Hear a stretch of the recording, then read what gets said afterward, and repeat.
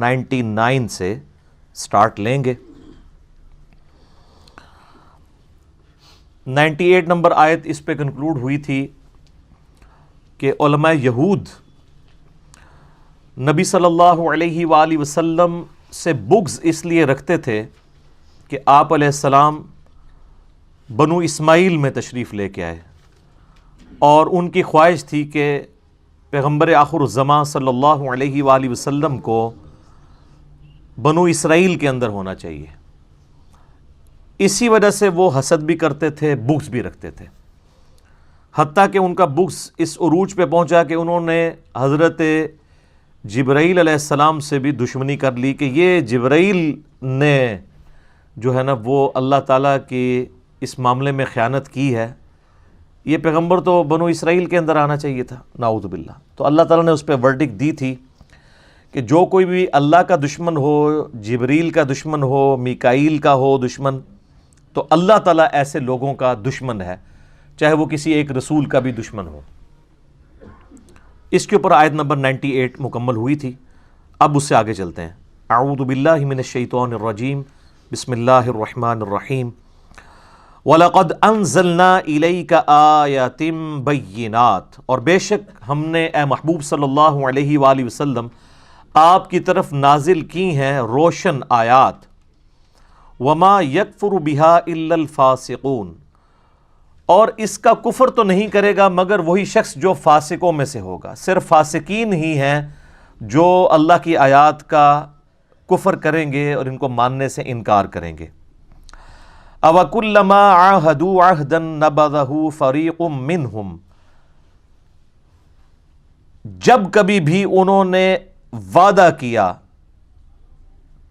اللہ تعالیٰ کے ساتھ کہ وہ اللہ تعالیٰ کے پیغمبر کی پیروی اختیار کریں گے، کتابوں کی پیروی اختیار کریں گے، یعنی علماء یہود اور یہودی جو تھے، نَبَذَهُ فَرِيقٌ مِّنْهُمْ، تو ان میں ایک فریق ایسا آیا کہ جس نے عہد کو توڑ پھینکا۔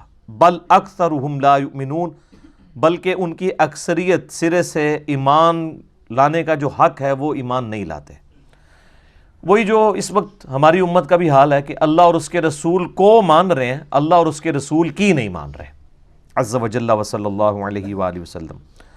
وَلَمَّا جَاءَهُمْ رَسُولٌ مِّنْ عِنْدِ اللَّهِ مُصَدِّقٌ لِمَا مَعَهُمْ، اور جب آیا ان کے پاس رسول، کوئی بھی رسول، چاہے یہ آخری نبی آئے ہیں یا ان سے پہلے عیسیٰ علیہ السلام، اور عیسیٰ علیہ السلام سے پہلے حضرت سلیمان علیہ السلام، ان کے ساتھ بھی انہوں نے یہی کیا۔ جب کبھی بھی کوئی رسول ان کے پاس آیا اس حال میں کہ مصدق لما معہم، کہ وہ تصدیق کرنے والا ہوتا تھا جو ان کے پاس کتاب یعنی تورات موجود ہوتی تھی، نبذ فریق من الذین اوتوا الکتاب، تو اہل کتاب میں سے ایک ایسی جماعت ضرور ہوتی تھی کہ جو اس عہد کو پیٹھ کے پیچھے پھیر دیتی تھی۔ کتاب اللہ وراء ظہورہم، وہ اللہ کی کتاب کو اپنی پشتوں کے پیچھے کر دیتے تھے، کأنہم لا یعلمون، اور اتنے بھولے بن جاتے تھے جیسا کہ وہ جانتے ہی کچھ نہیں ہے، حالانکہ ان کو سب کچھ یہ بات پتہ تھی۔ یعنی یہ پوری گفتگو اسی کانٹیکسٹ میں ہو رہی ہے کہ یہ جان بوجھ کے ایسے مکرے بنے ہوئے ہیں، ان کو پتہ ہے، حتیٰ کہ سورۃ الانعام میں آئے گا کہ یہ اس پیغمبر کو ایسے پہچانتے ہیں جیسے اپنے بیٹوں کو پہچانتے ہیں، لیکن صرف بغض کی وجہ سے، اناد کی وجہ سے، اپنی چودراہٹ کے ختم ہونے کے ڈر کی وجہ سے انہوں نے نبی علیہ السلام کی نبوت کا انکار کر دیا۔ اور ظاہر ہے کہ اس میں چودراہٹ، سرداری سٹیک پہ لگی ہوئی تھی علماء یہود کی، عوام کی نہیں۔ عوام کی مت علماء ہمیشہ مارتے ہیں، علماء سو۔ اب جب کبھی کوئی کتاب اللہ کو پس پش ڈال دے، انبیاء کی تعلیمات سے روگردانی کر دے، تو اس کا الٹیمیٹ نتیجہ یہ نکلتا ہے کہ وہ پھر تعویذ دھاگوں میں پڑ جاتی ہیں امت۔ اور یہی بنی اسرائیل کے ساتھ ہوا کہ جب انہوں نے اللہ کی کتاب کو پس پش ڈال دیا تو پھر وہ جادو سیکھنا شروع ہو گئے، تعویذات کا علم انہوں نے سیکھنا شروع کر دیا، شیاطین کا اتنا انٹریکشن ہو گیا کہ وہ انسانی شکل میں سامنے آ کے ان کو جادو سکھایا کرتے تھے اور وہ فخر یا جادو سیکھا کرتے تھے۔ حتیٰ کہ اللہ تعالیٰ نے 2 فرشتے نازل کیے ان کی آزمائش کے لیے، ہاروت اور ماروت۔ بابل شہر کا نام ہے، عراق کے اندر آج بھی ہے، بیبلونیا، اس شہر کے اندر.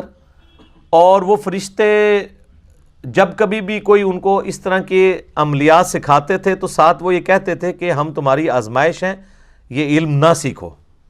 پھر بھی وہ یہ علم سیکھا کرتے تھے.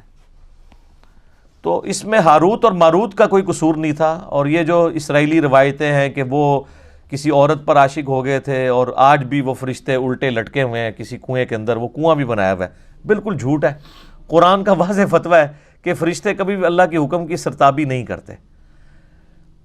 شیطان نے اس لیے حکم عدولی کی کہ وہ جنات میں سے تھا. کان من الجن ففسق عن امر ربی، وہ جنوں میں سے تھا. سورۃ الکہف آیت نمبر 50. اس لیے اس نے اپنے رب کے حکم کی نافرمانی کی.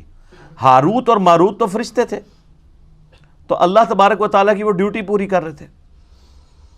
جیسا کہ ملک الموت علیہ السلام روح قبض کرتے ہیں تو اللہ کی ڈیوٹی پوری کر رہے ہیں. آپ اور میں کسی کی روح قبض کرنے کی کوشش کریں گے تو ہم پہ قتل کا مقدمہ لگ جائے گا، کیونکہ ہم اللہ کی ڈیوٹی پوری نہیں کر رہے ہوں گے، اللہ کی شریعت کو توڑ رہے ہوں گے. تو اب اسی کانٹیکسٹ میں یہ اگلی آیت ہے، بڑی اہم ترین آیت، سورۃ البقرہ کی آیت نمبر 102. وَاتَّبَعُوا مَا تَتْلُو الشَّيَاطِينُ عَلَى مُلْكِ سُلَيْمَانَ، اور پیروی کرنے لگے اس کی جو پڑھا کرتے تھے شیاطین سلیمان کے عہد حکومت کے اندر. نہیں، شیاطین زمین پہ اترتے تھے، لوگوں کو جادو سکھایا کرتے تھے، تو لوگ ان جادوگروں کی پیروی کرنا شروع ہو گئے. اللہ کی کتاب کو انہوں نے پسے پش ڈال دیا. وما کفر سلیمان، اور سلیمان علیہ السلام نے کفر نہیں کیا. یعنی یہ اللہ تعالیٰ نے کلیئر کیا، کیونکہ بنو اسرائیل میں ایسے لوگ بھی تھے کہ جو حضرت سلیمان علیہ السلام سے بھی بغض رکھتے تھے، اور وہ سمجھتے تھے کہ حضرت سلیمان علیہ السلام بھی ایکسیز آف ایول ہیں، کیونکہ ان کو بھی جو معجزات ملے ہوئے تھے وہ ان کو جادو سمجھتے تھے. ظاہر ہے سلیمان علیہ السلام کے بارے میں میرا کلپ ڈیٹیل ریکارڈ ہوا ہے، تخت بلقیس والا. پرندوں کی بولیاں وہ جانتے تھے، ہوا ان کے حکم سے چلتی تھی. اللہ تعالیٰ فرماتا ہے ان کی صبح کی جو مسافت ہے وہ 1 مہینے کے برابر ہوتی تھی اور شام کی 1 مہینے کے برابر. پہاڑ ان کے والد کے ساتھ، حضرت داؤد علیہ السلام کے ساتھ تسبیح کرتے تھے. اور پرندوں کی بولیاں کیا، ہد ہد ان کا جو تھا وہ ان کا سمجھ لیں کہ ایئر چیف تھا. تو اس قدر غیر معمولی صلاحیتیں ان کو حاصل تھیں کہ بعض لوگوں کو یہ گمان ہوا کہ یہ بھی جادوگر ہے. تو اللہ تعالیٰ نے حضرت سلیمان علیہ السلام کی کلیریفیکیشن دی ہے کہ سلیمان علیہ السلام کو جو کچھ دیا گیا وہ جادوگری نہیں تھی بلکہ وہ معجزات تھے. وما کفر سلیمان، سلیمان نے کوئی ایسا کفر نہیں کیا. ولکن الشیاطین کفروا، بلکہ لیکن، یہ لیکن کا لفظ اردو میں بھی استعمال ہوتا ہے. لیکن عربی میں لیکن، اردو میں لیکن. لیکن شیاطین کفر کرتے تھے. یعلمون الناس السحر، وہ لوگوں کو سحر جادو سکھایا کرتے تھے. وما انزل علی الملکین، اور جو ہم نے نازل کیا تھا 2 فرشتوں پر، ببابل، بابل شہر کے اندر، ہاروت و ماروت.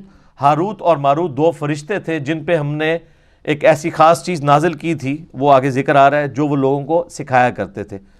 وما يعلمان من احد حتى يقولا، اور وہ اس وقت تک کسی کو وہ علم نہیں سکھاتے تھے جب تک کہ یہ کلیئر نہ کر دیں کہ یہ جو تم علم ہم سے سیکھ رہے ہو یہ فتنے والا علم ہے، یہ علم سیکھنا حرام ہے، یہ کفر ہے، یہ اللہ کی نافرمانی ہے.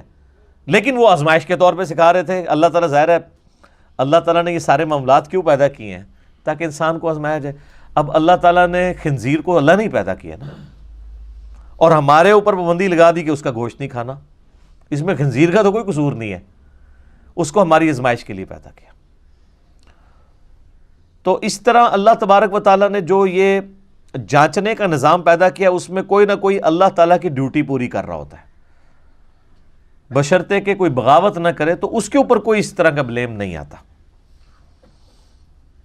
تو جب کبھی بھی وہ کسی کو سکھانے لگتے تھے وہ دونوں، تو وہ کیا کہتے تھے؟ انما نحن فتنۃ، ہم تو نہیں مگر فتنہ، آزمائش ہے تمہارے لیے.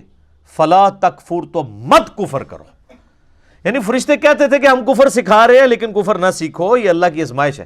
یار اس سے ننگی بات کوئی کی جا سکتی ہے؟ کہ فرشتے انسانی شکل میں آئیں اور کہ ہمیں اللہ نے تمہاری آزمائش کے لیے بھیجا ہے کہ دیکھتے ہیں کہ کون اس آزمائش میں پڑتا ہے کون نہیں پڑتا، اس کے باوجود لوگ گمراہ ہو جائیں، تو یہ کوئی اتنی معیوب بات تو نہیں ہے. ہماری امت بھی ایسے کر رہی ہے. نبی علیہ السلام کی مبارک زندگی کے اندر سارے کوئی آپ کے جانثار تو نہیں تھے، آپ کے جانی دشمن بھی تھے. آپ علیہ السلام پہ قاتلانہ حملے بھی ہوئے، آپ علیہ السلام کو تکلیف بھی دی گئی، آپ کے گھر والوں کے اوپر تہمتیں لگائی گئیں، حتیٰ کہ آپ کو زہر بھی دیا گیا. تو یہ ساری تکلیفوں سے نبی علیہ السلام کو گزرنا پڑا. تو فرشتے تو پھر بھی فرشتے تھے، پیغمبر جو ان کی جنس سے ہوتے تھے، ان کی سپیشیز سے ہوتے تھے، ان کو بھی لوگ نہیں قبول کرتے تھے. فَيَتَعَلَّمُونَ مِنْهُمَا مَا يُفَرِّقُونَ بِهِ بَيْنَ الْمَرْءِ وَزَوْجِهِ. اور وہ کیا سکھاتے تھے؟ وہ دونوں سکھایا کرتے تھے ایسا منتر، ایسا جادو، ایسا کوئی تعویذ گنڈا سکھاتے تھے جس کے ذریعے میاں بیوی کے درمیان علیحدگی کرواتے ہیں. یعنی وہ جو فرشتے تھے وہ کیا کرتے تھے؟ اللہ تعالیٰ کی طرف سے آزمائش تھے، اور ایسی آزمائش تھے کہ وہ ایسا منتر سکھاتے تھے جس کے ذریعے کوئی شخص میاں بیوی کے درمیان جدائی کروا سکتا ہے. تو سیکس تو ہمیشہ پوٹنٹ جذبہ رہا ہے. اس زمانے میں بھی اگر کسی کو کسی کی بیوی پسند آتی تھی تو وہ ایسے کوئی تعویذ دھاگے کے ذریعے وہ جو سیکھتے تھے میاں بیوی میں علیحدگی کروا کے تو خود پھر شادی کر لیتے تھے. تو اس طرح کے علوم آج کل بھی آپ دیکھیں مارکیٹ کے اندر عام ہے، لیکن ظاہر ہے کہ یہ علوم اسی وقت اثر کرتے ہیں کہ جب جن کے اوپر یہ عمل کیا جا رہا ہو وہ خود اللہ سے غافل ہو. اگر جو شخص سنت اذکار کرتا ہے اور وظائف کا اہتمام کرتا ہے، اللہ کے ساتھ جڑا ہوا ہے، تو دنیا کے سارے جادوگر مل کے کچھ نہیں کر سکتے. ایک نبی علیہ السلام کا جو واقعہ جادو والا ہے جس کے اوپر میرا کلپ بھی ریکارڈڈ ہے، وہ صرف اللہ تعالیٰ نے ایک رول ماڈل کے طور پر ایک واقعے سے آپ علیہ السلام کو گزارا. اس کے بعد کبھی آپ نے سنا ہو کسی صحابی پہ جادو ہوا ہو؟ حضرت عمر فاروق رضی اللہ تعالیٰ عنہ جنہوں نے سپر پاورز الٹ دی تھی، تو یہودی یروشلم میں بیٹھے ہوئے تھے اور وہ جادو میں مشہور تھے، کروا دیتے حضرت عمر کے اوپر جادو؟ نہیں. جب جادو کا علاج اتر آیا معوذتین، آخری 2 صورتوں کی شکل میں، تو صحابہ کرام ان وظائف کا اہتمام کرتے تھے، اس لیے ان کے اوپر کبھی اس قسم کے سفلی جو علوم ہیں انہوں نے کبھی کوئی برا اثر نہیں دکھایا. تو اگر جادو سے ہی جنگیں جیتی جاتی تو وہ جیت لیتے، تو اس طرح نہیں ہوتا. خیر یہ الگ ٹاپک ہے، میں اس کی ڈیٹیل میں آج نہیں جاؤں گا. اللہ تعالیٰ فرماتا ہے کہ وہ میاں بیوی کے درمیان جدائی کروا دیتے تھے، اور یہ میاں بیوی کے درمیان جدائی کروانے کا فتنہ آج تک اسی طریقے سے جاری ہے. شیاطین یہ جدائی کرتے ہیں، اور اس کے لیے ضروری نہیں کسی نے تعویذ کروایا ہو، اپنی غلطیاں بھی آتی ہیں. اللہ تعالیٰ کے کچھ رولز اور ریگولیشنز ہیں، جو ان کو وائلیٹ کرے گا اس کے اوپر اللہ تعالیٰ کا وہ رول اپلائی ہو جائے گا. مثلا جو شخص بھی سخت سردیوں کی رات میں ننگے پاؤں ٹھنڈے فرش پہ پھرے گا تو اس چیز کے چانسز ہیں کہ اس کو ٹھنڈ لگ جائے. اب وہ یہ تو نہیں کہہ سکتا میں نے دعائیں پڑھی ہوئی ہیں. دعا کا اثر اس وقت تک ہے جب تک آپ اپنے اوپر خود تقدیر غالب نہ کر لیں. اگر کوئی دعا پڑھ کے تو سانپ کے منہ میں ہاتھ دے دیتا ہے تو دعا کا کوئی اثر نہیں ہوگا، کیونکہ ان ساری دعاؤں کے ساتھ آتا ہے ناگہانی آفات جو انسان نے خود اپنے اوپر اپلائی نہ کی ہوں. اب ایک بندہ کہ جی میں بسم اللہ پڑھ کے ساکٹ میں 2 انگلیاں دے دوں تو انشاءاللہ اوپر ہی پہنچے گا. ہاں آپ کو کہانیاں کرائی گئی ہیں کہ حضرت خالد ابن ولید نے بسم اللہ پڑھ کے زہر پی لیا تھا. یار آپ کی عقل کام کرتی ہے کہ خالد ابن ولید رضی اللہ تعالیٰ عنہ اس طرح کی غیر شرعی حرکت کریں؟ صحیح بخاری کے اندر موجود ہے، ایک یہودیہ نے نبی علیہ السلام کی دعوت کی. ابو داؤد میں بھی بڑی ڈیٹیل کے ساتھ یہ واقعہ آتا ہے. اور اس نے آپ علیہ السلام کے کھانے میں بھونی ہوئی بکری چونکہ آپ کو پسند تھی اس کے اندر زہر ملا دیا. آپ علیہ السلام نے جب کھانا شروع کیا تو آپ کے ساتھ باقی صحاب بھی تھے. تو جیسے ہی آپ نے لقمہ زبان پہ رکھا تو اس لقمے نے بول کے کہا کہ یا رسول اللہ مجھے آپ نے نہیں نگلنا، میرے اندر زہر ہے. تو آپ نے وہ تھوک دیا. لیکن اس دوران کئی صحابہ جنہوں نے ایک ایک لقمہ چکھ لیا تھا ان میں سے کئی صحابہ شہید ہو گئے اس زہر کی وجہ سے. اور اس کے قصاص میں اس عورت کو قتل بھی کروایا گیا. ظاہر اس نے زہر دیا تھا. تو اسے پوچھا گیا بھی تم نے یہ کیوں کیا ہے؟ تو اس نے کہا کہ میں نے چیک کرنا تھا آپ اللہ کے رسول ہیں یا نہیں. اگر آپ اللہ کے رسول ہیں تو اللہ آپ کو بتا دے گا, اور اگر آپ اللہ کے رسول نہیں ہیں تو آپ سے ہماری جان چھوٹ جائے گی. خیر ایمان کی دولت پھر بھی نہیں ان کو نصیب ہوئی اس واقعے کے بعد بھی. جس طرح ہم یہاں لوگوں کو ان کے بزرگوں کی بابوں کی کفری عبارتیں بھی دکھا دیتے ہیں نا, پہلے تو بڑے وثوق سے کہہ رہے ہوتے ہیں کہ جی بالکل غلط ہے, جب دیکھ لیتے ہیں آپ کہتے ہیں آپ بتاؤ, پھر آنکھیں بند کر لیتے ہیں. تو یہ مینٹالٹی شروع سے ہے.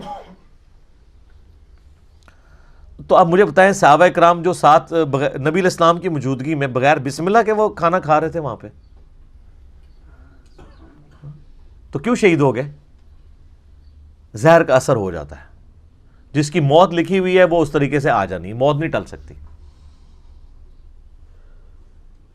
اور پھر صحیح بخاری میں یہ آتا ہے کہ 4 سال تک نبی علیہ السلام کو اس زہر کی وجہ سے تکلیف رہی, حتیٰ کہ آپ کی وفات بھی اسی میں ہوئی ہے.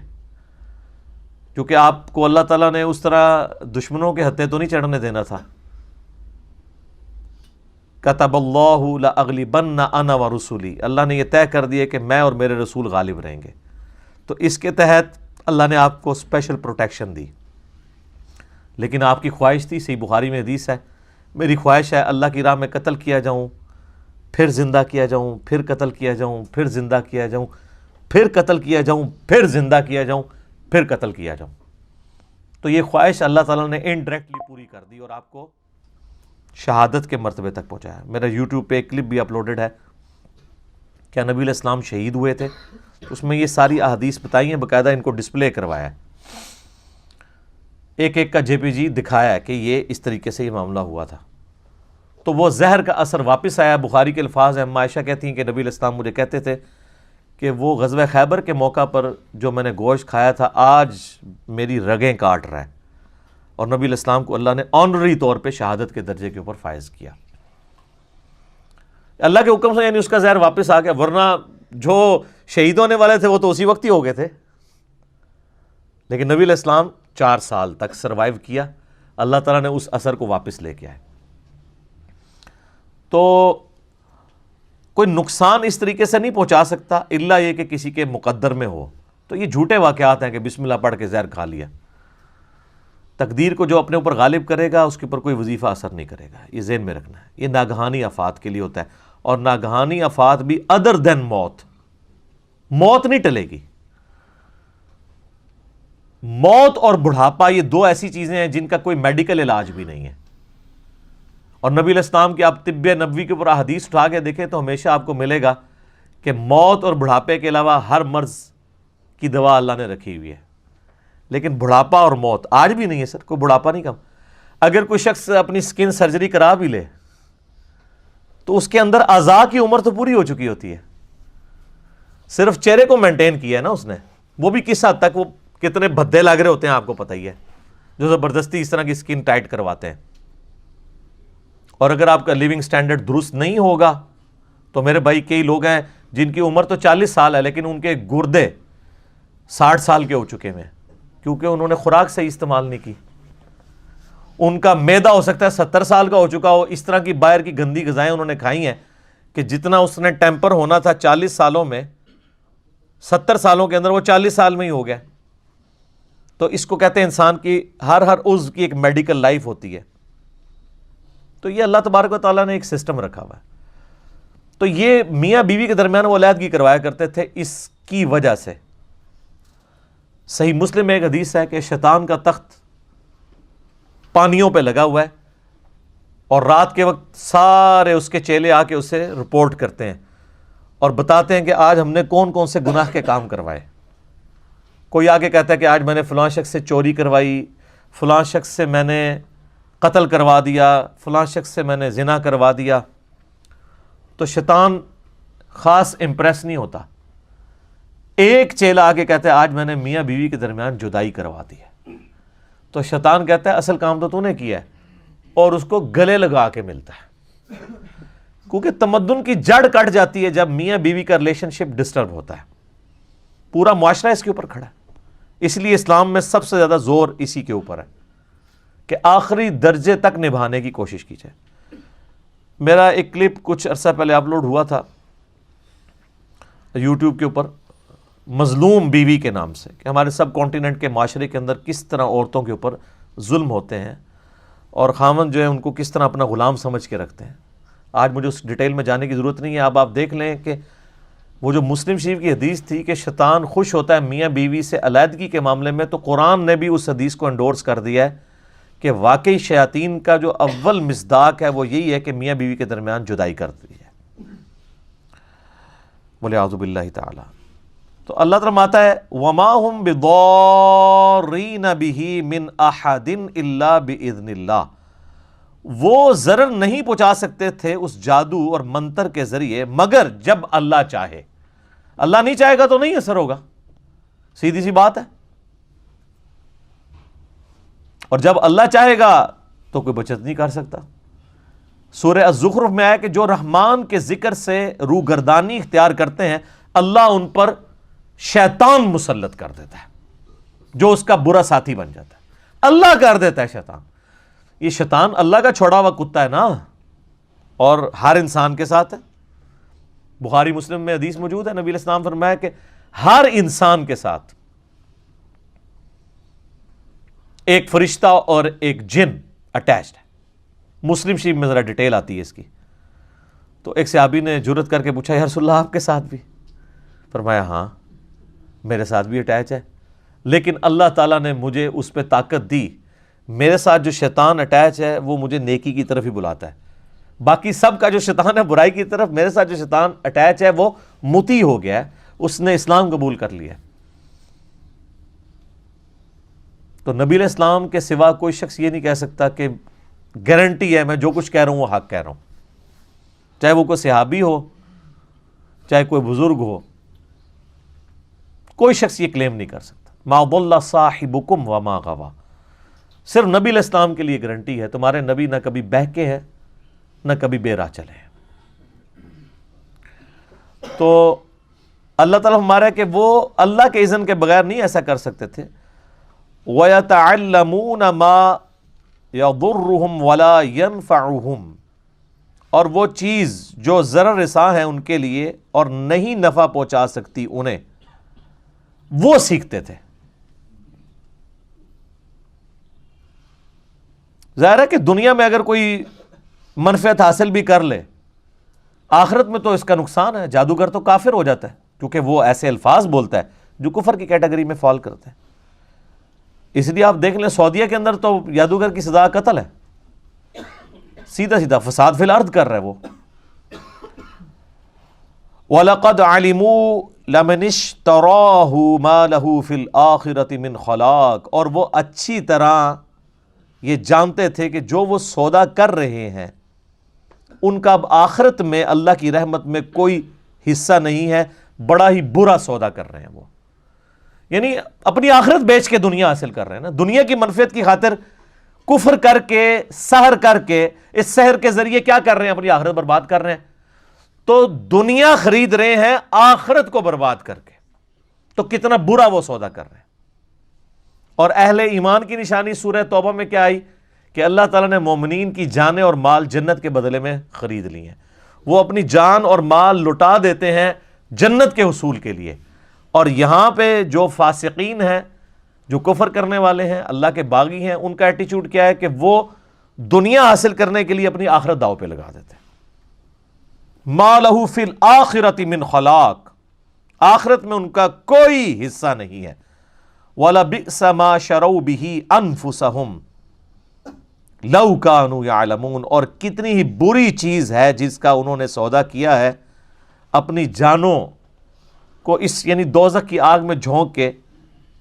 لَوْ كَانُوا يَعْلَمُونَ، کاش وہ اس بات کو جانتے ہوتے. جانتے تو وہ تھے، مراد یہ کہ جاننے والا جانتے. یہاں پہ آپ بڑے سے بڑے ڈاکو سے پوچھ لیں کہ ڈاکہ مارنا کیسی چیز ہے، کہ کہے گا جی بری چیز ہے. اپنے بچوں کو وہ کوشش کرے گا کہ ان کی تربیت صحیح کرے. تو اس کا کیا مطلب ہے؟ اس کو پتہ ہے. لیکن اللہ تعالیٰ جو اس طرح کی ورڈکٹ دیتا ہے نا، کاش یہ جانتے ہوتے، مراد یہ کہ واقعی اس کو سیریس لیتے. اب کتنے لوگ ٹی وی پہ آ کے کہتے ہیں جان اللہ کو دینی ہے. اور کرتوت ان کے دیکھ لیں. اگر اللہ کو جان دینی ہو تو انسان جھوٹے الزامات کسی کے اوپر لگائے, اللہ رسول کی قسمیں کھائے. واقعی اگر دینی ہو تو وہ اسی طرح جان اللہ کو دینی ہے جس طرح ہم لوگ کہتے ہیں ایک ڈوگما لے کے چل رہے ہوتے ہیں, ایک جسے وہ رچرڈ ڈاکنز بھی ڈیلوژن کہتا ہے, ڈیلوژن ہی لے کے چل رہے ہوتے ہیں. اگر واقعی کنوکشن والا ایمان ہو تو پھر انسان کی زندگی میں نظر آتا ہے کہ واقعی اس نے جان اللہ کو دینی ہے, پھر انصاف کے اوپر مبنی بات انسان کرتا ہے. وَلَوْ أَنَّهُمْ آمَنُوا وَاتَّقَوْا, اور اگر وہ ایمان لے آتے جیسا کہ ایمان لانے کا حق ہے اور تقوی کی روش اختیار کرتے, لَمَثُوبَةٌ مِّنْ عِندِ اللَّهِ, تو اللہ کے حضور اپنا ثواب پکا کر لیتے. کون سا ثواب؟ خیر, عند اللہ خیر, اللہ کے حضور اپنا اچھا اجر پکا کر لیتے. لو کانوا یعلمون, کاش وہ یہ جانتے ہوتے. یار اس طرح کون سمجھائے گا کسی کو؟ کیا درد اور سوز و گداز ہے ان جملوں میں, بار بار یہ بات ریپیٹ ہو رہی ہے, لو کانوا یعلمون, کاش وہ جانتے ہوتے. اب میرے بھائیو ایک خاص آیت آ رہی ہے جس کے اوپر میں کئی دفعہ مختلف لیکچرز کے اندر بول چکا ہوں. یہودیوں کی ایک خاص روش تھی کہ وہ الفاظ کو بگاڑا کرتے تھے, یہ ان کی مینٹیلٹی تھی. بنو اسرائیل کے پیغمبر جن کو وہ مانتے بھی تھے ان کے ساتھ بھی انہوں نے یہ کیا. حکم ہوا کہ جب تم نے یروشلم فتح ہوگا اور تم نے وہ اس شہر کے دروازے سے انٹر ہونا ہے, اریحا شہر جیریکو, تو حطۃ کہتے ہوئے داخل ہونا ہے, تو اللہ تعالیٰ تمہاری غلطیوں کو معاف کر دے گا. انہوں نے حنطۃ کہنا شروع کر دیا کہ ہمیں گندم چاہیے. اب یہی یہودی تھے جو اس وقت وقتی طور پہ صحابہ کرام کے روب کی وجہ سے دب کے اسلام قبول کر لیا, اندر سے وہ کافر ہی تھے. نبی علیہ السلام کی مجالس میں بیٹھتے تھے اور پھپتیاں بھی کستے تھے, اور آپ صلی اللہ علیہ وآلہ وسلم کی گفتگو کا مذاق بھی اڑاتے تھے. ٹولیوں کی شکل میں بیٹھ جاتے تھے نا, اب سینکڑوں بندے بیٹھے ہوئے ہیں اور اس میں چھوٹی چھوٹی ٹولیاں ہیں, تو آپس میں وہ ساتھ جگتے بھی مارتے رہتے تھے. نبی علیہ السلام کی بات ہو رہی ہوتی تھی نا تو وہ جگت مارتے تھے. اور جب کوئی اہل ایمان میں سے سن لیتا تھا ایسی بات اور وہ کہتے تھے یہ کیا کر رہے ہو, تو وہ کہتے تھے اپنے کانوں کا علاج کرواؤ, ہم نے یہ تو نہیں, ہم نے تو یہ کہا ہے. اور زبانوں کو ایسے موڑتے تھے کہ واقعی وہ اس کو بینیفٹ آف ڈاؤٹ دیا جا سکتا تھا. اور یہ مطلب یہ ایٹیچیوڈ ابھی تک یعنی آپ دیکھیں کہ جاری ہے. ہمارے یہ موجودہ پرائم منسٹر صاحب جب یہ کنٹینر پہ تھے تو وہ بار بار کہتے تھے امپائر کی انگلی, امپائر کی انگلی. تو وہ اس انگلی کی کوئی تعبیر کوئی کچھ کرتا تھا, جب ان سے پوچھا انہوں نے کہا جی میں نے تو اس سے مراد اللہ لیا ہے. تو یعنی اب اپنے آپ کو بچانے کی خاطر انسان اللہ اور رسول کو بھی ڈالنا شروع کر دے. ان کو پتہ ہے انہوں نے کیا کیا اور پوری قوم کو پتہ ہے کہ اس وقت کیا کر رہے تھے, لیکن کم از کم اس سوال کو ویل لیفٹ کر دیتے. اللہ کو بیچ میں کیوں ڈالا کہ میں اس سے مراد اللہ لے رہا تھا, اللہ پہ جھوٹ باندھا, ان کو تو پتا تھا کہ وہ نہیں لے رہے تھے. تو یہ ایٹیچیوڈ ہمیشہ انسانیت کے اندر رہا ہے کہ وہ اپنی سیلف رسپیکٹ اور ایگو کی خاطر اپنی غلط باتوں کی تعویل بھی کر لیتا ہے. تو مسلمانوں کے بھی یہی حال ہے. اگر یہ یہودیوں کی آپ آیتیں پڑھ رہے ہیں تو یہ کام مسلمان بھی کر رہے ہیں. قرآن میں آیا کہو سمعنا و اطعنا, ہم نے سنا اور اطاعت اختیار کی. تو اب پا جو ہے وہ ذرا موٹی کر کے بولی جاتی ہے عربی میں, تو وہ پھر جگت مارتے تھے نا. جب آیت نازل ہوئی ہے تو کہتے تھے سمعنا و عصینا, ہم نے سنا اور نافرمانی کی. عصینا کہتے ہیں نافرمانی کو. اب کسی اور نے پاس سن لیا کہ یہ کیا بکواس کر رہے ہو, کفر بول رہے ہو, تو کہا کہ نہیں ہم نے تو اطعنا کہا ہے, تمہیں سننے میں خرابی لگی ہے. اس وقت تو کوئی ریکارڈنگ نہیں کر سکتا تھا نا کہ ریکارڈنگ کر کے سنا لیتا, کوئی خفیہ کیمرہ نہیں تھا. یہاں پہ بھی وہ کیا کرتے تھے, سورہ البقرہ کی آیت نمبر 104 میں آ رہا ہے, صحابہ کرام کی عادت تھی کہ وہ نبی علیہ السلام سے جب دین سیکھ رہے ہوتے تھے تو کوئی بات سمجھ نہیں آتی تھی تو وہ یہ کہتے تھے, ان کا تقیہ کلام تھا, راعینا یا رسول اللہ, یا رسول اللہ ہماری رعایت فرمائے, یعنی بات کو ریپیٹ کر دیں, ہمیں بات سمجھ نہیں آئی. اب یہ بالکل معقول لفظ تھا, وہاں پہ ریناؤنڈ تھا. اب یہودیوں کو چونکہ وہ جگت باز تھے, وہ جگت تو فوراً پکڑتے تھے, جس طرح ہمارے فیصلہ بادی پکڑ لیتے ہیں، کیا کی بات کو کیا بنا دیتے ہیں. تو انہوں نے نا رائینا کہنا شروع کر دیا، یعنی صحابہ کہہ رہے ہیں رائینا یا رسول اللہ، تو وہ اپنی ٹولی میں بیٹھے ہوئے ہیں اب اسی جگہ ہی پہ، اور رائینا رائینا. اب رائینا کا مطلب بنتا ہے اے ہمارے چرواہے. ایک تھوڑا سا اس لفظ کو کھینچنے کی وجہ سے مطلب دوسری طرف چلا جاتا ہے. اب صحابہ کرام تو نعوذ باللہ نبی علیہ السلام کے لیے اپنی جانیں دینے کے لیے تیار تھے، وہ کب آپ علیہ السلام کے لیے اس طرح یہ لفظ استعمال کر سکتے تھے؟ تو حالانکہ آپ علیہ السلام نے یعنی بکریاں چرائی ہیں اور اس کے عوض معاوضہ بھی لیا ہے. آپ کا بچپن بڑا یعنی ایک ٹف ماحول میں گزرا ہے، اور تمام انبیاء کو اللہ تعالیٰ پریکٹس کرواتا ہے. لیکن یہودی جو ہیں وہ کسی اور سینس میں اس کو کہہ رہے ہوتے تھے، بدتمیزی کے لیے، آپ کو ڈس آنر دینے کے لیے، نعوذ باللہ. تو اللہ تعالیٰ کو چونکہ یہ بات اللہ کو تو پتا تھا یہ کیا کر رہے ہیں، تو اللہ تعالیٰ نے صحابہ کرام کو کہا کہ اے اہل ایمان تم اس لفظ کو ہی چھوڑ دو جس کو یہودی بگاڑتے ہیں. تو وہ آیت ہے اب یہ سورۃ البقرہ آیت نمبر 104، یا ایھا الذین آمنوا لا تقولوا راعینا، اے ایمان والو مت کہا کرو راعینا، وقولوا انظرنا، بلکہ کہا کرو یا رسول اللہ ہمارا انتظار کر لیں، نظر رحمت فرمائیں.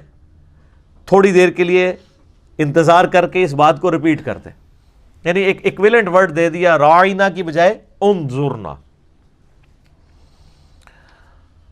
واسمعوا، اور بات غور سے سنا کرو، یعنی نوبت ہی نہ آئے دوبارہ پوچھنے کی.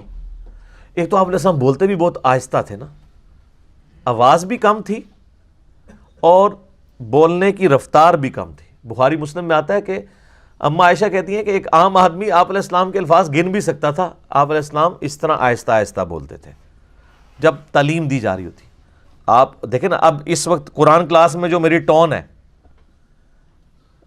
اور یہی ٹون جب مجلس میں جائے گی تو آپ کو فرق نظر آئے گا، کیونکہ وہاں کوشچننگ ہو رہی ہوتی ہے 1 to 1، اس کا ڈیکورم ڈیفرنٹ ہوتا ہے. لیکن درس و تدریس کا ڈیکورم یہی ہوتا ہے کہ آہستہ آہستہ ٹھہر ٹھہر کے بات کو سمجھانا، اور سوال و جواب کا کانٹیکسٹ وہی ہوتا ہے. یہ دونوں چیزوں کو مکس نہیں کرنا چاہیے. یہ اسی طریقے سے ہے کہ ایک بندہ وہ بریانی کو اور مرغ پلاؤ کو ایک سمجھنا شروع کر دے، وہ دونوں کا ٹیسٹ ڈیفرنٹ ہے.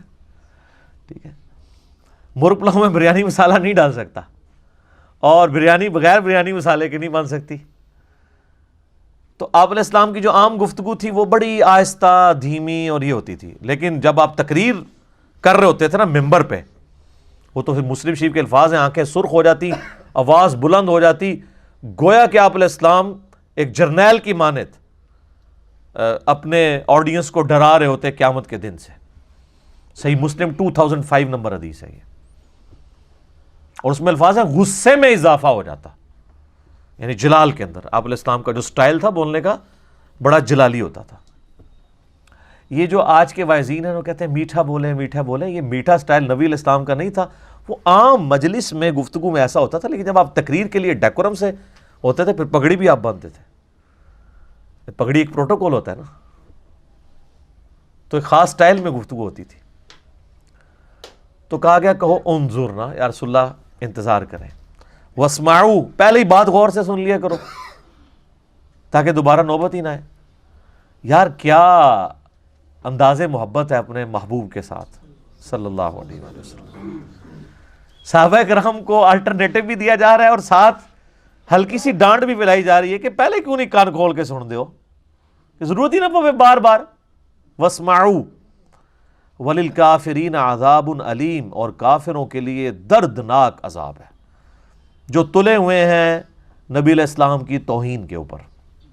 اچھا، اب یہاں کافر سے مراد وہ کافر ہیں جو قانوناً مسلمان تھے لیکن اندر سے منافق تھے.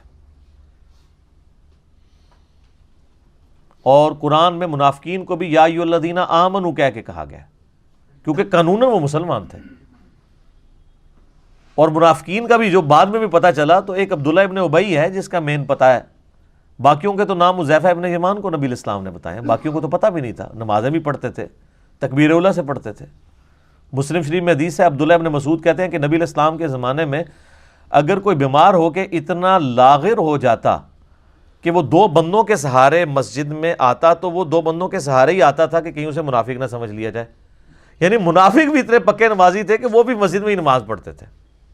پاکستان میں مسلمان ہونے کے لیے نماز کوئی ضروری نہیں ہے، لیکن ریاست مدینہ جو اوریجنل تھی اس میں نماز اتنی ضروری تھی کہ اگر آپ نماز نہیں پڑھیں گے تو آپ مسلمان نہیں ہیں. یہ فرق میں آپ کو بتا رہا ہوں. تو نبی علیہ السلام کا احترام سکھایا گیا. سورۃ الحجرات تو اس کا کلائمیکس ہے نا، یا ایھا الذین آمنوا لا ترفعوا اصواتکم فوق صوت النبی، اے اہل ایمان اپنی آواز کو بلند نہ کرنا رسول اللہ کی آواز سے، ورنہ تمہارے اور آپس میں ان کے ساتھ ایسے گفتگو نہ کرنا جس طرح آپس میں ایک دوسرے کے ساتھ کرتے ہو، ورنہ تمہارے اعمال اکارت کر دیے جائیں گے اور تمہیں خبر بھی نہیں ہوگی. یعنی اتنا بڑا یہ جرم ہے کہ توبہ کی توفیق بھی نہیں ملے گی، پتہ ہی نہیں چلے گا. اب اعمال اکارت ہو جائیں اور پتہ بھی نہ چلے کسی کو تو اس نے توبہ کہاں سے کرنی ہے. اور صحیح بخاری میں یہ آیت نازل ہوئی تھی حضرت ابوبکر و عمر کے بارے میں، عام بندوں کے بارے میں نہیں. ابن ابی ملیکہ تابعی کہتے ہیں قریب ہے کہ مخلوق کے 2 بہترین لوگ ابوبکر اور عمر برباد ہو جاتے جب رسول اللہ کے حضور جھگڑا کرتے ہوئے آپس میں ان کی آوازیں بلند ہو گئیں اور اس پہ یہ آیات نازل ہوئیں. اور اس کا کانٹیکسٹ پھر وہ عبداللہ ابن زبیر سے بیان کرتے ہیں صحیح بخاری کے اندر ہی کہ بنو تمیم کا وفد آیا تو جب وہ جانے لگے تو نبی علیہ السلام نے مشورہ کیا کہ آپ کی مبارک عادت تھی جب بھی کوئی قبیلہ اسلام قبول کرتا تھا تو ان میں سے کسی کو ان کا امیر مقرر کرتے تھے تاکہ بعد میں کمیونیکیشن کے لیے آسانی ہو. تو حضرت ابوبکر رضی اللہ تعالیٰ نے مشورہ دیا کہ فلاں شخص امارت کے لیے موضوع ہے. حضرت عمر نے کہا یہ نہیں، یہ بہتر ہے. تو حضرت ابوبکر کو غصہ آ گیا، انہوں نے کہا کہ عمر تم ہر معاملے میں مجھ سے اختلاف کرتے ہو. اب نبی علیہ السلام تو بیچ میں کہیں ہے ہی نہیں تھے، یہ آپس میں ڈسکشن کر رہے تھے اور اس میں تلخ کلامی ہوئی، آواز بلند ہو گئی. قرآن کی آیات نازل ہوئی کہ رسول اللہ کی موجودگی میں بھی جس نے آواز بلند کی، رسول اللہ سے تو بدتمیزی کا تو سوال ہی نہیں نہ پیدا ہوتا، ان کی موجودگی میں بھی آپس میں لڑے تو فارغ.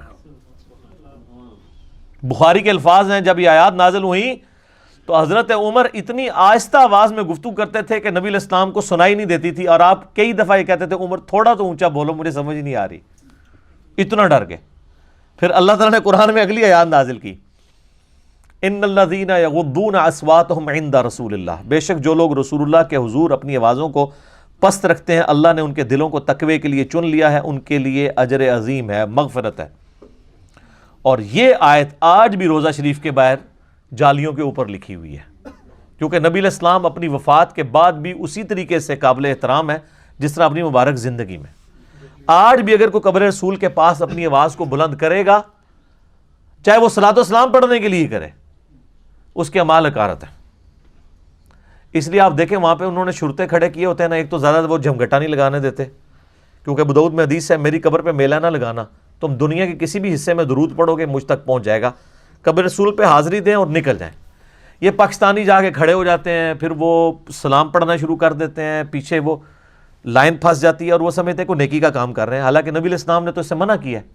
سلام عرض کریں السلام علیکہ یا رسول اللہ، صحابہ کرام سے ثابت ہے، الموطا امام مالک کے اندر، مصنف ابن ابی شیبہ میں، فضل الصلاۃ علی النبی کے اندر، کہ وہ قبر رسول پہ حاضر ہو کے سلام عرض کرتے تھے.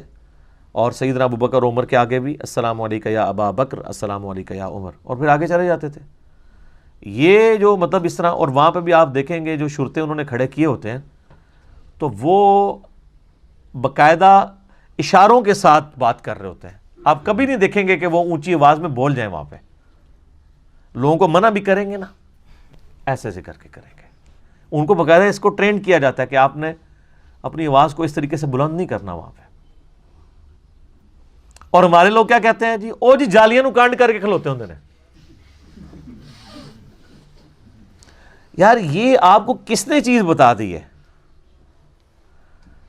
اللہ کے بندو، اگر آپ اس کو فزیکلی گستاخی بھی سمجھتے ہیں تو نبی علیہ السلام کی قبر مبارک تو ان جالیوں سے کم از کم 5 مختلف ہرڈلز کے پیچھے قبر مبارک ہے. یہ جو لوگ قبر مبارک کے لیے جاتے بھی ہیں نا زیارت کے لیے، وہ قبر تک کوئی بھی نہیں پہنچتا. قبر تو حضرت عمر بن عبدالعزیز کے دور کے اندر اس کو سیکیور کر دیا گیا. وہ ایک ڈیٹیل یعنی ہے، وہ حجرہ عائشہ کی دیوار گر گئی تھی، صحیح بخاری کے اندر آتا ہے. یہ نور الدین زنگی والا واقعہ تو کہانی بنایا ہوا ہے انہوں نے. تو ایک انگلی کے برابر موٹائی کی کوئی چیز ہو تو وہ سترا ہوتا ہے. اگر آپ سترا اپنے سامنے رکھ لیں 1 فٹ 1.5 فٹ اونچا اور 1 انگلی جتنا موٹا، تو آپ تو نمازی کے آگے سے بھی گزر سکتے ہیں، کیونکہ نمازی کے آگے سے گزرنا وہ شمار نہیں ہوتا سترے کے پرلی طرف سے گزرے. تو جو قبر مبارک کی طرف اگر پیٹ کر کے کھڑے بھی ہیں تو جالیوں کا سترا ہے، یلو جالیوں کا سترا ہے، اس کے پیچھے گرین جالیوں کا سترا ہے، اس کے پیچھے کئی سترے ہیں. تو نبی علیہ السلام کو کمر کہاں سے ہو رہی ہے؟ ورنہ تو اب ہم جہاں پہ بھی بیٹھیں گے تو پاکستان میں تو جب امام مسجد سلام پھیر کے پبلک کی طرف منہ کرتا ہے، تو پاکستان میں تو مدینہ شریف اور مکہ شریف آلموسٹ ایک جتنے اینگل کے اوپر ہے، تھوڑا سا ہی فرق ہے، کیونکہ اتنے دور جب آئیں گے تو آپ وہ چند ڈگریوں کا فرق ہے. تو سارے یہ جو عاشقان رسول ہیں یہ بھی کمر کر کے روضہ شریف کی طرف بیٹھے ہوتے ہیں. تو یہاں سے نہیں کمر ہو رہی، کہتے ہیں دور ہے. دور نزدیک والا کیا معاملہ ہے، کمر تو ہو رہی ہے اگر آپ کی ڈاکٹرین مان لی جائے. تو وہاں سے بھی سترا تو ہے. تو یہ چیزیں نوٹ کر رہے ہوتے ہیں جی، کنڈ کی تھی یہ جی انہوں نے. تو تہاڈی بزرگیاں نو چٹنا ہے جڑے کنڈ کر کے کھلوتے نا، ٹاؤ نا انہوں نے اتھے کتے کے تہاڈے بزرگ نگاہ مارنے والے آون نا. وہ جی امام کعبہ گستاخ ہے، وہ پیچھے نماز نہیں ہوتی. تو سر امام کعبہ کو ہٹائے نا، غوث وقت کدھر غائب ہے؟ آئے نا نگاہ مار کے ہٹائے اور خود کھڑا ہو وہاں پہ. سب کہانیاں کرائی ہوئی ہیں. ٹھیک ہے، تو یہ تو میرا فیوریٹ ٹاپک ہے، میں اور طرف چل پڑوں گا. ٹھیک ہے، تو بس ہم اس پہ یہ ریکویسٹ کر سکتے ہیں کہ مرنے سے پہلے اے مسلمان کر لے اس پہ غور. کتابوں کا خدا اور ہے، بابوں کا خدا اور. آپ دیکھ لیں ہر چیز کتابوں میں ڈیفرنٹ ملے گی. تو اللہ تعالیٰ ماتا ہے کہ رائنا مت کہو، انظر نہ کہو، اور بات غور سے سن لیا کرو. اور کافروں کے لیے دردناک عذاب ہے. ما یود الذین کفروا من اہل الکتاب، اہل کتاب میں جو کافر ہیں وہ کبھی بھی نہیں یہ چاہیں گے، ولا المشرکین، اور نہ ہی مشرک، ان ینزل علیکم من خیر، کہ مسلمانوں تم پہ کوئی خیر کی بات نازل ہو. یہ تو حسد کرتے ہیں کہ اللہ کی کتاب تم پہ کیوں نازل ہوئی اور پیغمبر آخر الزمان بنو اسماعیل میں کیوں آگے. من ربکم، تمہارے رب کی طرف سے کوئی خیر نازل ہو، اس سے یہ کبھی بھی ان کو پسند نہیں ہے.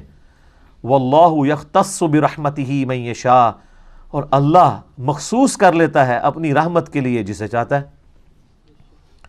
اللہ نے لوگوں سے پوچھ کے تو فیصلہ نہیں کرنا کہ پیغمبر کو کس قبیلے میں بھیجنا ہے، کس سٹیٹس میں بھیجنا ہے. یہ اللہ کا فیصلہ ہے. واللہ ذو الفضل العظیم، اور اللہ تعالیٰ بڑے فضل کا مالک. اب یہ آیت نمبر جو 106 ہے، یہ بھی بڑی اہم آیت ہے، چونکہ اس آیت کے کانٹیکسٹ میں تعارف قرآن والے اپنے لیکچر کے اندر بڑی ڈیٹیل سے گفتگو کر چکا ہوں، ناسخ و منسوخ. لہٰذا میں آج اس کی تفصیل میں نہیں جاؤں گا.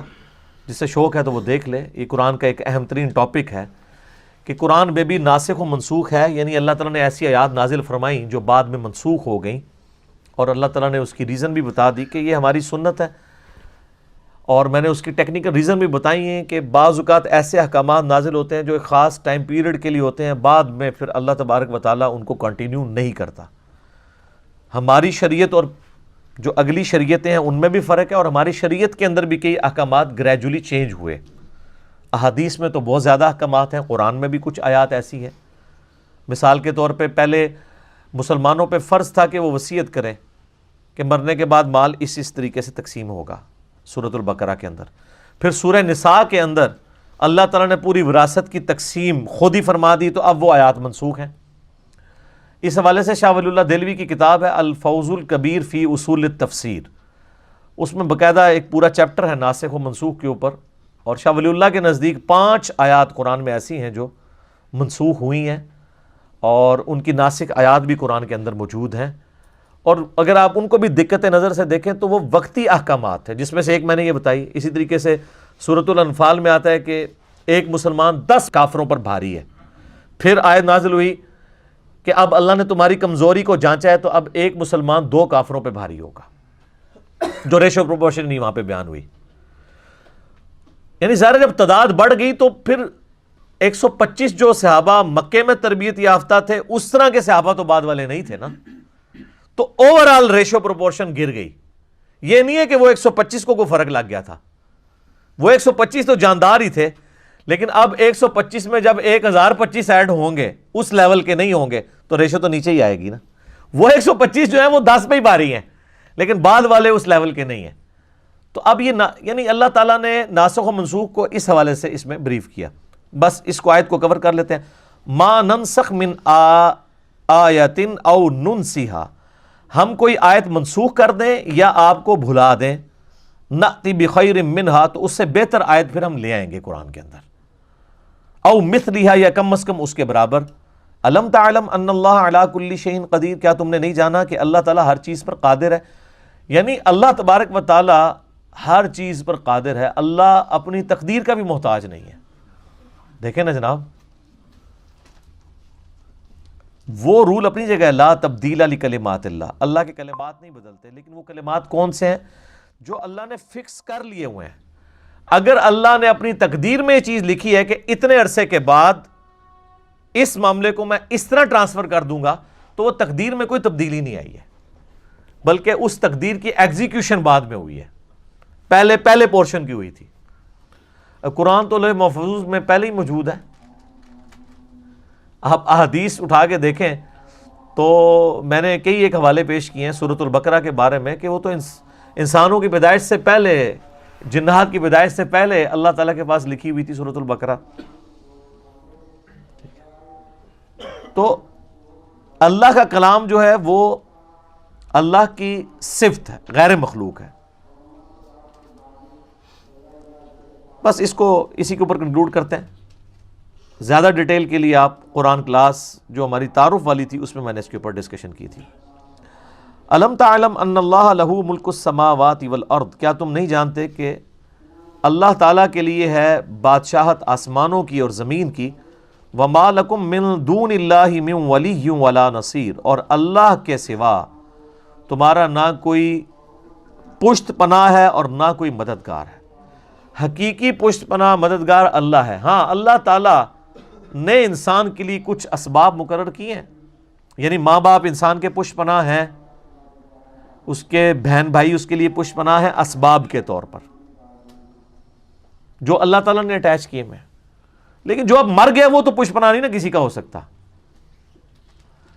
ظاہری اسباب تو وہی ہیں جو زندہ لوگ ہیں، آپ ان کو چاہے وہ کافر بھی ہیں آپ ان کو بھی سبب کے طور پہ اختیار کر سکتے ہیں. لیکن جو مر چکا ہے اس کو اب آپ کی دعاؤں کی ضرورت ہے، وہ آپ کے لیے کچھ نہیں کر سکتا.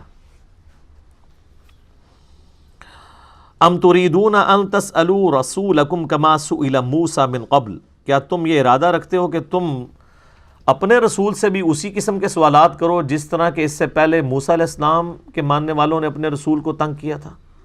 وہ سورۃ البقرہ میں آپ واقعہ تو سن چکے ہیں نا کہ ایک گائے ذبح کرنے کا حکم ہوا تو کڈی لمبی کہانی پھر یہودیاں نے کرائی کہ اچھا یہ پوچھ کے بتائیں، یہ پوچھ کے بتائیں. تو مسلمانوں کو یہ ٹرین کیا گیا کہ نبی علیہ السلام کے ساتھ کوئی ایسے سوال والا معاملہ نہیں کرنا جس طرح کا انہوں نے کیا. اب یہ بھی ایک بڑا ڈیٹیل ٹاپک ہے، پچھلے دنوں ہماری اس کے اوپر ویڈیو بھی اپلوڈ ہوئی ہے. کیا علماء سے زیادہ سوال کرنا حرام ہے؟ اس طرح کی آیات کا وہ سہارا لے کے کہتے ہیں جی زیادہ سوال بھی نہیں کرنے چاہیے علماء نے. ٹھیک ہے، تو اور یہ بھی وہ اس لیے کر رہے ہوتے ہیں کہ وہ سوال آپ ان کے مسلک کے خلاف کر رہے ہوتے ہیں. ان کی مرضی کے کریں تو کہیں گے جی اور کریں، جیسے ہی آپ اعتراض کریں گے کہ زیادہ سوال نہیں کرنے چاہیے کیونکہ ان کو جواب نہیں آتے ہوتے. اور وہ کہتے ہیں قرآن میں بھی ہے. تو یہ تو نبیوں کے لیے آیا اور اس کی حکمت بھی سورۃ المائدہ کے اندر آگے بیان ہوگی کہ جب قرآن نازل ہو رہا ہے اس دوران آپ زیادہ سوال نہ کرو، ورنہ پھر وہی نازل ہوگی، تمہیں سوالوں کے جواب دیے جائیں گے، پھر تمہیں برے لگیں گے. اور وہ صحیح بخاری مسلم میں آتا ہے لوگ اس لیول پہ بھی اترتے تھے، یا رسول اللہ بتائیں میرا باپ کون ہے.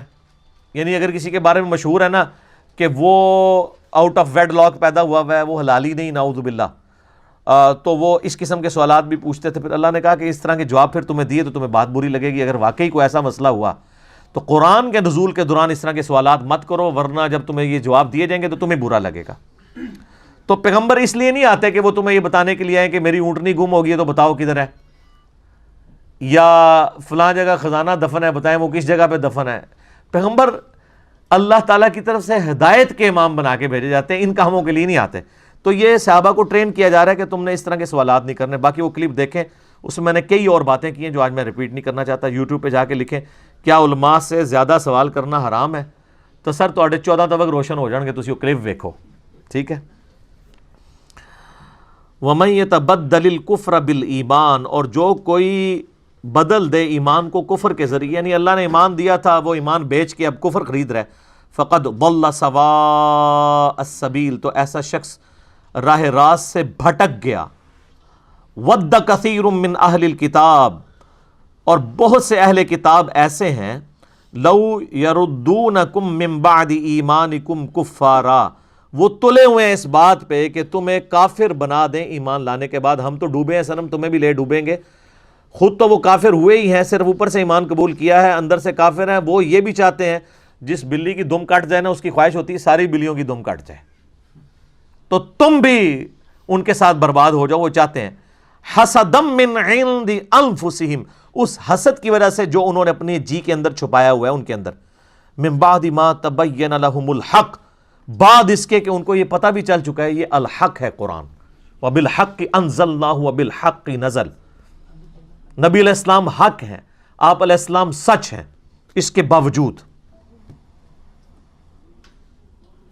فاعفو، تو آپ معافی کی روش ان کے ساتھ اختیار کریں. وصفحو، اور درگزر کرتے رہیں. حتی یأتی اللہ بامرہ، یہاں تک کہ اللہ کا حکم آ جائے. اللہ کا حکم کیا آ جائے؟ کہ آپ کو اجازت مل جائے قتال کرنے کی. اس وقت تک ویل لیفٹ کریں، کنفرنٹریشن کو اوائڈ کریں. جس طرح کہ ہم آپ کو کہتے ہیں کہ انشاءاللہ ایک وقت آئے گا کہ دنیا جھومے گی. ویسے اللہ کا شکر ہے کہ وہ وقت ہمیں نظر آنا شروع ہو گیا ہے کہ فرقہ واریت کو 3 طلاقیں دے کے لوگ جھومیں گے کہ نہ میں وابی نہ میں بابی، میں ہوں مسلم، علمی کتاب ہے. ٹھیک ہے.